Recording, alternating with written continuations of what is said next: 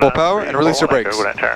Full power all the way in. My Cessna 172, 2,500 Okay. MSL. Release your brakes. About probably 10 miles north of you right now. Just transition southbound to Griffith. Right rudder. 9341 Echo. Right rudder. 9 miles northeast of the field.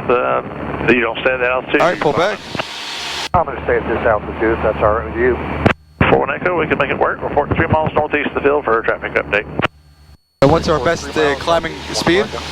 It's between 60 and 70. Runway 25, you're 76, yeah. 2, it's 3 miles inbound for runway 25. Number 872, runway 25, cleared to land. Clear to land, runway 25, 872. Clear track 309, number 2, looking for traffic on a 3-mile final, reported in sight. Number 2, looking for traffic on final, clear track 309. Number 26935 on course.